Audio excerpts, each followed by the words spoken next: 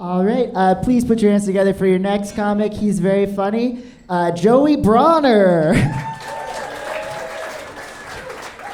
Yo. So I just drove up in Colorado Springs. I like Colorado Springs. It's always kind of reminded me of weed with seeds in it. It's a little bit cheaper down there. I'm always surprised when it's good.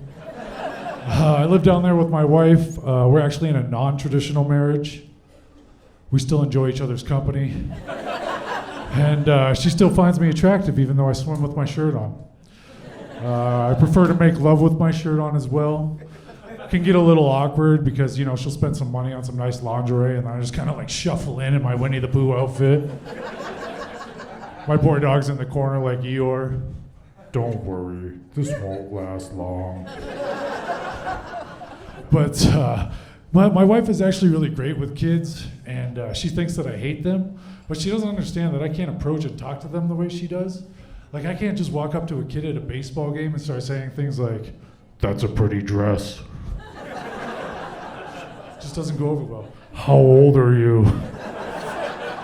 Right? It just doesn't work. But I do have one son. He's Gen Z. He lives on his own, and they're all so anxious. I just like messing with them. So like on a Wednesday afternoon, I'll start texting them things like, "We need to talk. ... Please call me. ... But one of my other favorite things about Gen Z too is that for a while, all their trends seem to be just doing completely normal things without their cell phones. They called it raw dogging. Back in my day, raw dogging was how you became pro-choice.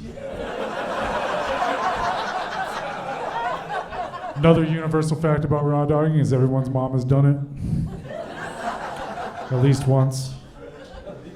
Also, this Gen Z stare thing is kind of bullshit because anybody can do the Gen Z stare. All you need is like a 100 milligram edible and a minimum wage job. But my other job besides this is bartender. I really like bartending because it's one of the few customer service jobs where you get to slowly poison the customers. They think it's their idea, and I make good money. I'm basically ExxonMobil. But before bartending, I had a completely different career. I sold drugs. It's different. Listen, it's different. Alcohol is liquid. Drugs are solid. Totally different.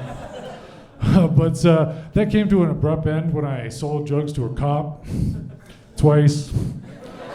Yeah, and then I became a convicted felon, which actually has its bright sides. It's really easy to get out of destination weddings. But after I got my felony, I was in my early 20s. My life kind of spiraled out of control. I put on a ton of weight. I was in and out of court all the time. I got really toxic with the women in my life. And I realized that if I didn't turn my life around and start making some better choices, there was a really solid chance I could end up serving 4 to 8 years in the White House. All right, guys, that's been my time. Hey, my brother's here from Florida. John, what's up? All right, guys, thank you so much. Have a good night. You've been awesome. One more time for Joey, you guys.